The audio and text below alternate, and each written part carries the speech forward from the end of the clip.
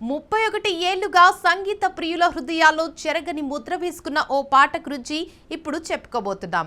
ఆ సాంగ్ లోని తొలి లైన్ రాయడానికి రచయితకు ఏకంగా 3 నెలలు పట్టిందంట. కానీ విడుదలైన తర్వాత అదే లైన్ అదే పాట యూత్ ను ఓ ఊపు ఊపేసింది. కాలం మారినా తరాలు మారినా ఆ పాట క్రేజ్ మాత్రం ఏమాత్రం తగ్గలేదు. ఇంతకీ ఆ ఎవర్ గ్రీన్ సాంగ్ ఏది? Have a look. కొన్ని పాటలు విన్న వెంటనే సంతోషాన్ని కలిగిస్తాయి. ఎంత విచారంగా ఉన్నా సరే ఆ పాట వినడం వల్ల తెలియకుండానే మన మనసు సంతోషంగా మారుతుంది. మానసికంగా అలసిపోయిన చాలా మందిని కోలుకునేలా చేయగల అద్భుతమైన ఔషధంలా పనిచేస్తాయి. అలాంటి పాటల గురించి ప్రత్యేకంగా చెప్పనక్కర్లేదు. ఇప్పుడు అలాంటి ఓ పాట విడుదలై 31 సంవత్సరాలవుతుంది. కానీ ఇప్పటికీ ఆ పాట ట్రెండింగ్ లో ఉంది.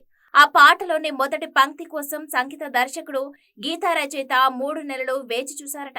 ఆ పంక్తి ఏంటి? ఆ పాట ఏంటి? శంకర్ దర్శకత్వంలో ప్రభుదేవ కథానాయకుడిగా నటించిన కాతలం చిత్రం. తెలుగులో ఈ సినిమాను ప్రేమికుడు పేరుతో రిలీజ్ చేశారు. 1994లో థియేటర్లలో విడుదలైన ఈ ప్రేమికుడు మూవీ భారీ విజయాన్ని అందుకుంది.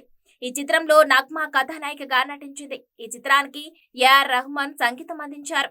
ఈ చిత్రంలోని పాటలన్నీ విజయవంతమయ్యాయి. చాలా పాటలకు వైరాముత్తు సాహిత్యం అందించారు.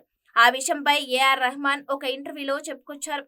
ఒక పాట స్టార్టింగ్ లైన్స్ రాయడానికి దాదాపు 3 నెలలు పట్టిందని అన్నారు. కొన్నిసార్లు ఒక పాటను రూపొందించడానికి 3 నెలలు కూడా పడుతుందట. కవి వైరాముత్తు రాస్తూనే ఉంటారు. ఇది ఇంకా మెరుగ్గా ఉండవచ్చని రెహమాన్ చెబుతా అన్నారు. దర్శకుడు శంకర్, మణిరత్నం చిత్రాలలో ఇలా జరిగిందట. భారతీ రాజా చిత్రాల విషయానికొస్తే ఇందులో ఎలాంటి మార్పు ఉండదన్నారు.